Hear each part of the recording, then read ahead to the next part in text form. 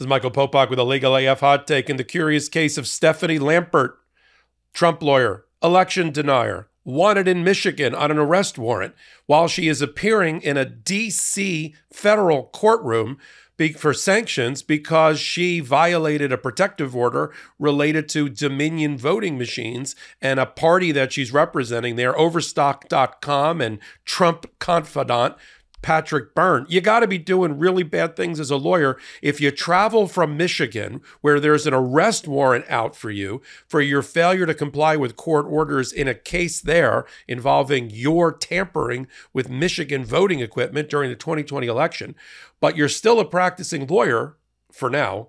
So you travel to the District of Columbia to appear at a hearing in which Dominion Voting Systems has alleged that you have so violated the magistrate judge's protective order, by leaking confidential Dominion Voting Systems emails. In a case about Dominion Voting Systems being defamed by Patrick Byrne, her client. You've leaked them, the allegations are. Stephanie Lampert has leaked them to a constitutional sheriff, small c, big S, in rural Michigan, who then takes that information, and his name is Dar Leaf. I'm not making this up. And he posted on his Twitter account and releases the confidential classified documents from the case. Things are going really poor for you in that hearing. The judge is upset with you. The judge is threatening to sanction you and have you removed from the case so you can't represent Patrick Byrne. Oh, and by the way, when the hearing is over, the judge asks her, Stephanie Lampert, to stay behind. All the other lawyers can leave, and in come the federal marshals who arrest her because she violated a bench warrant in a Michigan case because she refused to give her fingerprints as required by the judge in that criminal proceeding and in that case to make sure they have the right person who broke into voting machines. So, and that's a lot to digest, but I'm not Stephanie Lampert. I'm just calling balls and strikes here on the MeidasTouch network. Stephanie Lampert represents Overstock.com Patrick Byrne. I'll talk about him in a minute and his role in trying to overthrow democracy by participating in a potential coup planning meeting with Donald Trump in the White House in December of 2020. Put Patrick Byrne aside for a minute. Who's thrilled, by the way, that his lawyer got arrested, and I'll tell you about that next. Stephanie Lampert has some sort of practice. Apparently, most of it is pursuing these ridiculous election-denying, fake voter fraud cases, try to overturn the will of the people in 2020, especially in Michigan, and get Donald Trump to be elected president. When she's not doing that, she's representing other MAGA people in that circle. This seems to be her little cottage industry, her little specialty, in cases in which they've been sued for defamation. Like Patrick Byrne has been sued by Dominion Voting Systems, along with Sidney Powell, yes, her, and along with Mike Lindell, Pillow Guy, for defamation, because all of them got together as a great cabal and accused Dominion Voting Systems of participating in a voter fraud scheme led by a Venezuelan businessman in which their hardware and Smartmatic software converted votes for Trump into votes for Biden. Everything I just said there is a lie and has been completely debunked. But they went on national television and social media and accused this poor company, Dominion Voting Systems, of having done just that. That might ring a bell with you because Dominion Voting Systems settled in a Delaware case against Fox News and Fox Corp for $787 million. That's been paid. But now they're going after Lindell, Powell, and Overstock.com guy Patrick Byrne, whose lawyer is Stephanie Lampert. Stephanie Lampert representing these kind of people. Stephanie Lampert decided, well, I'm not just a lawyer litigating a case that has to comply with federal law, federal procedure, federal orders. I'm also a patriot that gets to leak information that supports my politics.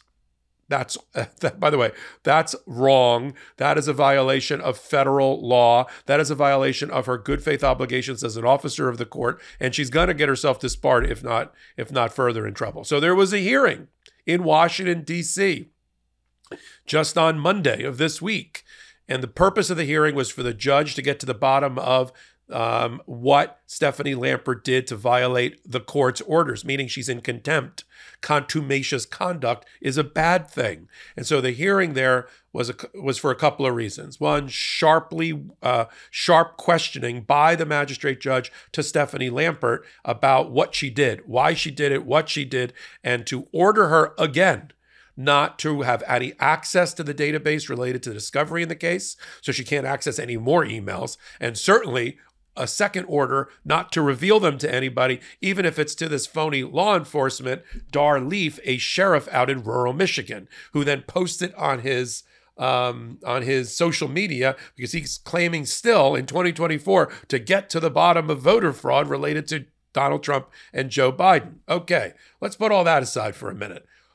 Because she's also being investigated in a criminal case in Michigan, led by the attorney general there, Dana Nessel, she had to, by court order, submit her fingerprints. She had to get fingerprinted to compare it with evidence that they've collected on the voting machines that she's accused of breaking into.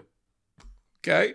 So of course, the whole world knows, and I'm sure Dominion told the Michigan Attorney General in cooperating, that, and they could see it on a public docket, that Stephanie Lampert had a date with the federal magistrate in the District of Columbia. So Michigan's law enforcement called federal marshals, and federal marshals executed that bench warrant that was issued in Michigan, and the judge told everybody to leave the hearing about her violating the Dominion discovery order.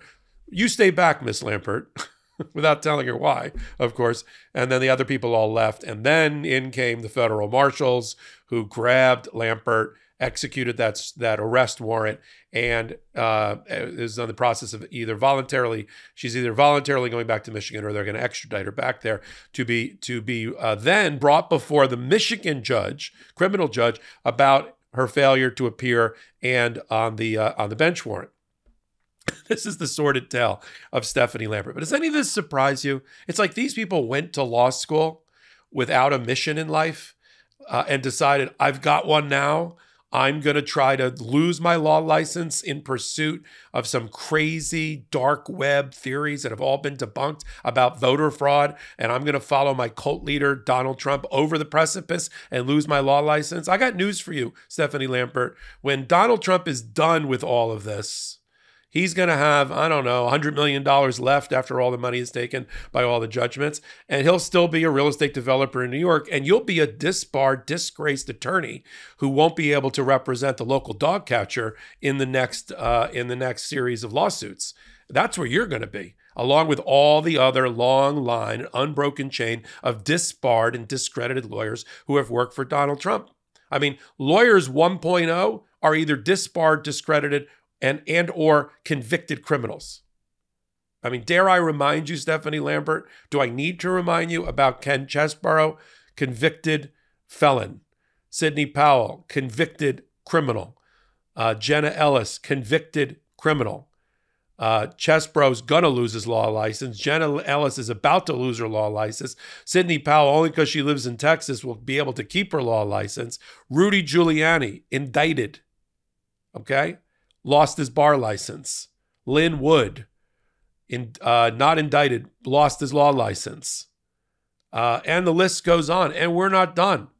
Wait till this next round of Trump Lawyers 2.0 have their law licenses and their conduct examined.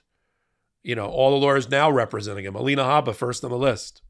So, Stephanie Lampert, it was a fun day for you in court.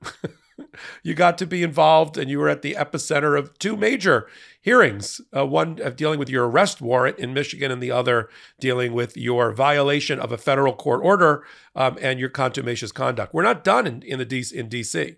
Now she'll go back, for those that follow all of our proceedings, she'll go back to Michigan. She'll appear before that judge there. She'll be fined and sanctioned and maybe jailed for violating the arrest warrant. She'll then have to bond out or bail out of jail. She'll then have to reappear in Washington, D.C.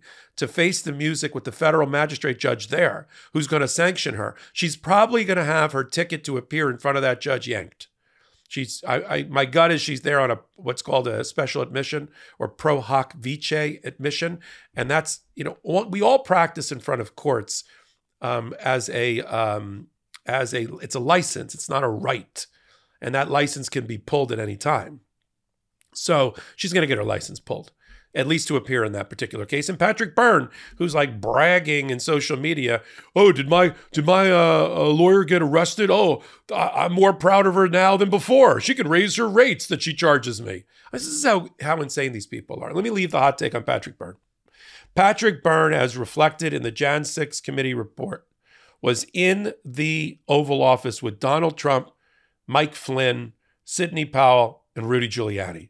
And until that meeting, that cabal, that conspiratorial cabal, as alleged in the Jan 6 report, was broken up by Pat Cipollone, the White House counsel, they were talking about overthrowing democracy, using martial law to seize voting machines. From there, they generated a draft executive order that Sidney Powell drafted with Rudy Giuliani's help to seize voting machines, right? And to use the Insurrection Act and to do all of that. That was what was going on with Patrick Byrne, whose claim to fame is he's a co-founder of Overstock.com. Look it up. And then Pat Cipollone looked around and literally looked at Patrick Byrne. He knew the other people. He said, "Oh, Giuliani, Powell, again, the president, okay." And he looked at Patrick Byrne. He said, "Who are you?" And Patrick Byrne said, "Well, I'm Patrick Byrne. I co-founded Overstock.com." And he said, "What are you doing here?" I love Pat Cipollone for many reasons, including that he's going to testify against Donald Trump in the DC election interference case. But that's where we are with Stephanie Lampert. We'll continue to follow what happens to her in Michigan with the bench warrant, what happens to her in Washington, D.C., with her being removed from the case and sanctions as a result. And thank God.